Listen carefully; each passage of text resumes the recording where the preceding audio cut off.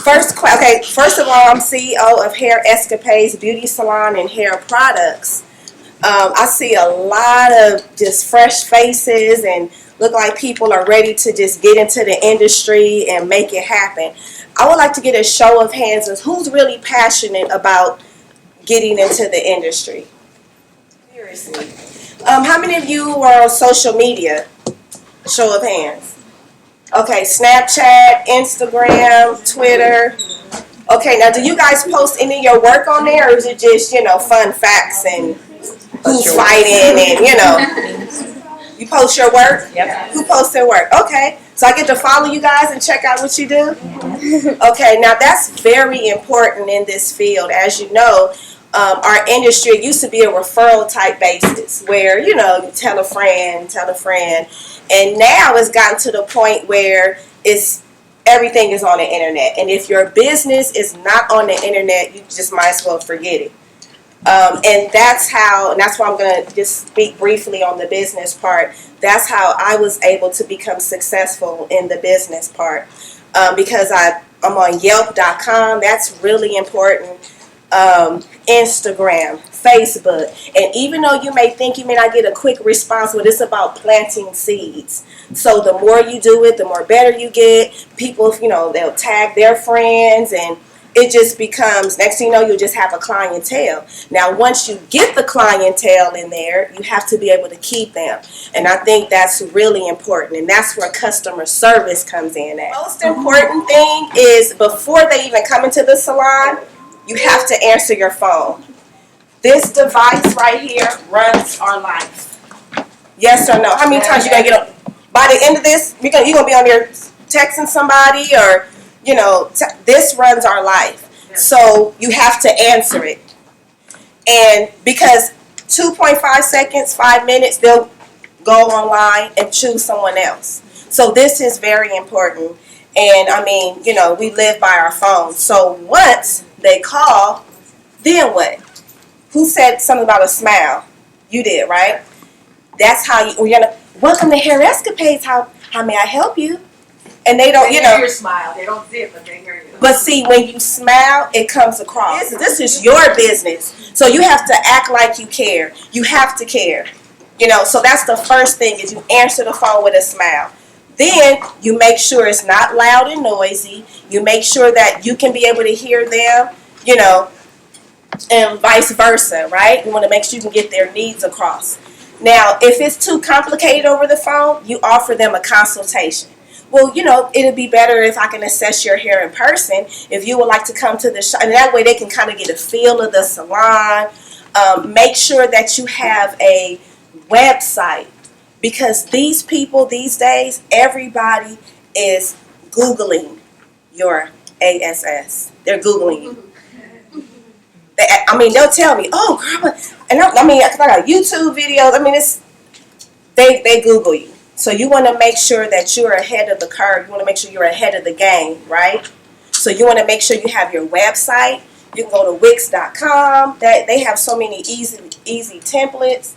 You can even get someone, you were in a school, right? So if I don't know if they have photography here, but you can get with you can network with the people that you have here. You have makeup artists. So you get your girls together, okay, we got such gonna do the makeup, such gonna do the nails, and you collectively, you're able to share your work and, get business. So you have to utilize what's around you. Right, and do that while you're in school. Story, because we don't really know what. Oh yeah, yeah. Who all went? Just raise your hand. Who's been before? We've all been to shows together. That's great. Well, nobody raised their hand. What's that about? You the spokesperson, so I'm going to talk to you, huh? Yeah. So that's my story. Any other questions? How long have you been in the industry? It'll be 15 years now. I'm 42. That's because I ain't never been married. That's not good.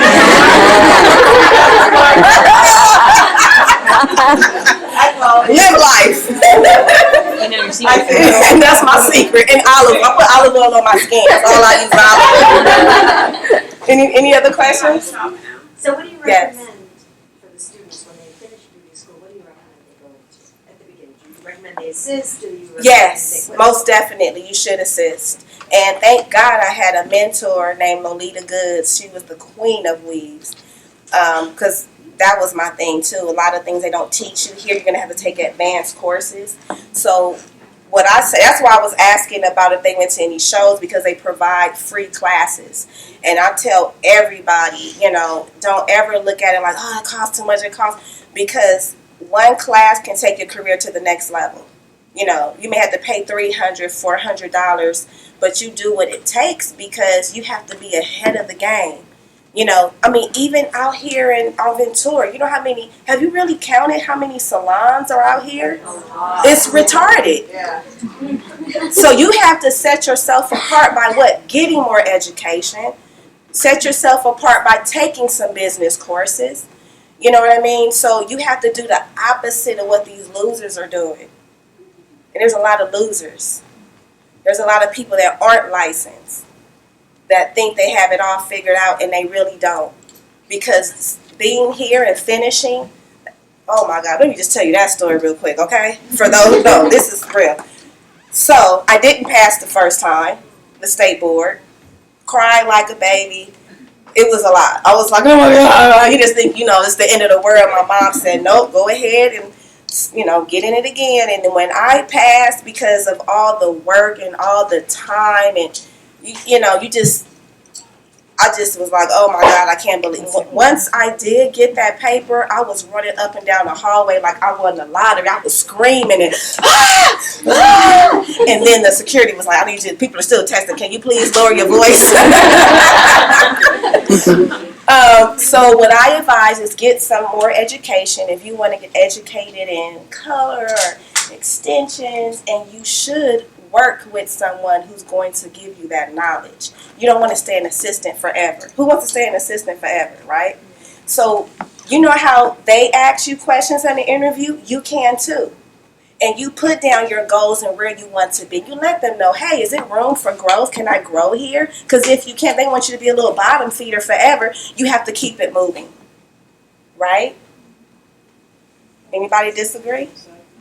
So once again, education, get with the salon that's going to help you grow, whoever you assist. And you can leave. Don't feel like you have to hold. This is your freaking life.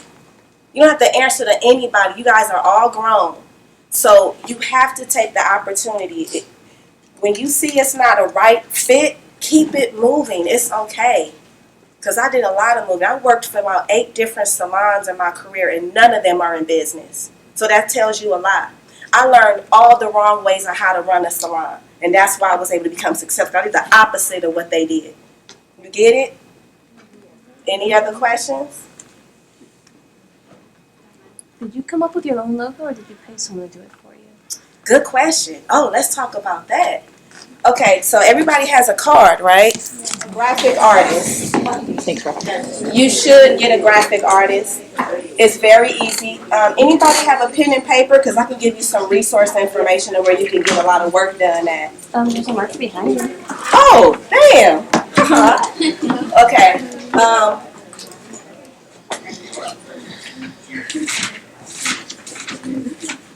I'm trying to figure out if it's with one R. I have to look that up.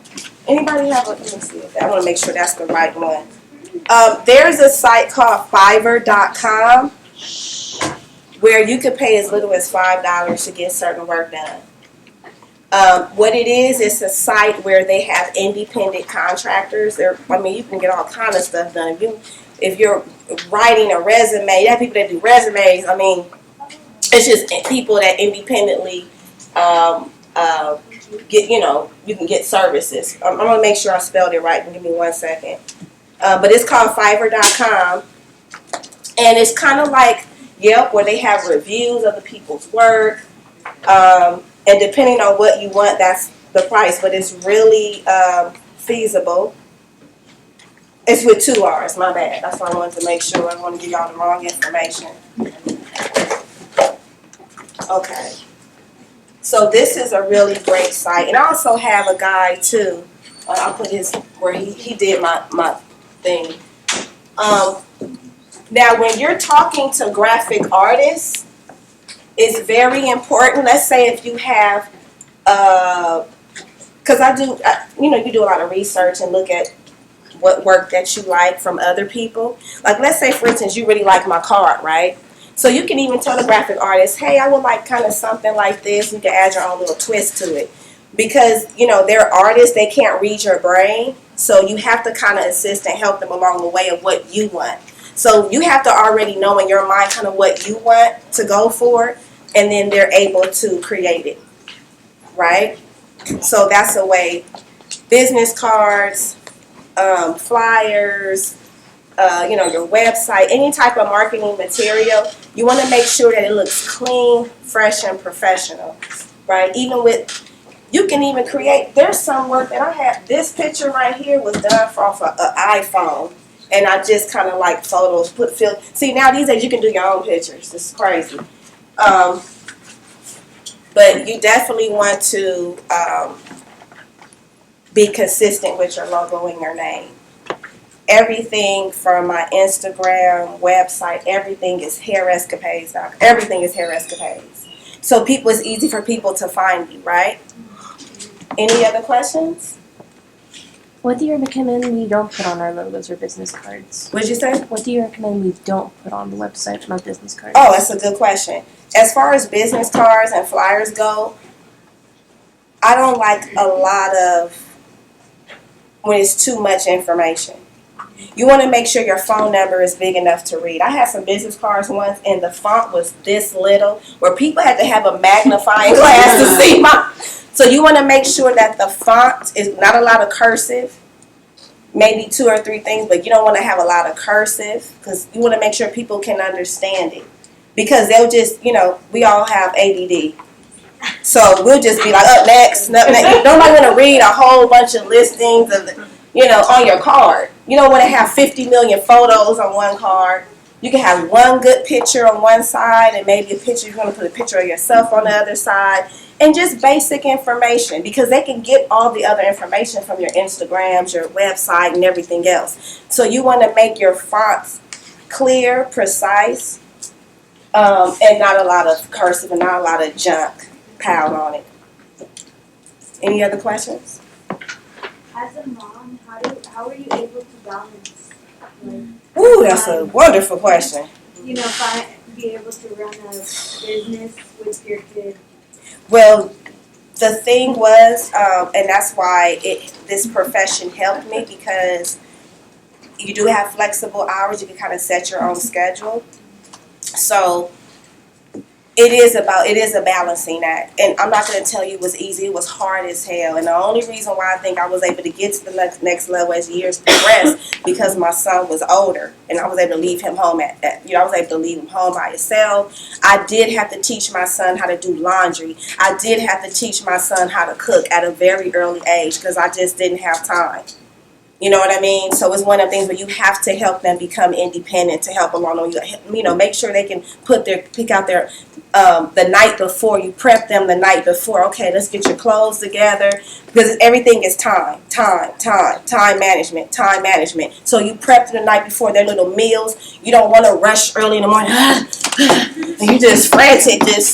So that's what it is. It's a balancing act. But as the years progress and he got older, it did get better. But it is hard, and you got to have a support system. People who can help. Watch them, or you have a girl or a boy, or. I have a girl and then I'm not. Ooh, okay, yeah. So you have a lot to think about. You have a lot. You have a lot to think about. I have one. He's 18. Oh, you're Yeah, he's 18. And actually, I came here. I just took him. I had him come here last week. That's how I even stumbled upon doing the class, because he had to take a reading test because he's going to get his GED. So that was another thing. It was very hard for the school thing. So, I didn't want him to wait till he was 21 to get a diploma. I said, just get your GED. You'll be all right. Next, because, he's going to be an entrepreneur anyway. I'm a boss breeder. Any other questions? How long have you had your salon? This salon, I could tell you that part too, is that I went from working for a salon, of course, 8 different salons, like I told you. Then I became a manager at a salon. Then from that point, I got a salon suite. Now, the reason why salon suites are good to start off because it's low overhead, right? And it gives you a chance to, you know, grow. You still have a little private suite. And then I outgrew that space, because of Yelp, honestly. I was able to get a storefront on Ventura. And come August, it'll be 2 years. I'm going to take one more question and we can get down to the nitty gritty. Get down to doing some work. And I actually want to pick out, yes? Where do you want to go from here? You have your storefront, but I know you've got like something. Yeah, my exit strategy is next. I have an exit strategy. And I'm going to tell you right now. So the main reason why I wanted to get a storefront, because I wanted to step back away from the chair more. So what I've been doing is breeding other stylists. They start off as an assistant. And then from that point, once I see they're really good and they're trained at how we do things, and then they go to stylists. And so the more stylists I have, then I'm able to step away. And I'm trying to step away so I can accomplish some more of my other endeavors, which is like doing more workshops. I want to travel more. So that's kind of like my exit strategy, is just getting all the work off of me. Because I've been, the way I branded my business, it was me. So everybody want me. And it's like I'm trying to, no more clients, please. I'm tired. That's it. One more question, and then we're gonna choose a. I would like to choose a model. Any other questions? Oh, you guys have some good questions. Dang, y'all a good class. Yes. I guess how often have you brought in someone straight from school? Oh, a lot. And the reason why I do like students fresh out of school, because they still passionate. They're ready to work. They're ready to learn. It's hard to train stylists who's already a veteran and been in the game, because with me being the age I am, if they're older than me, it can kind of clash. They don't want to listen to me, and I don't have time for that. You have to listen. People get resentful too. So I like you straight out of the Oven? Yeah, straight out of the oven, hot pocket. Okay.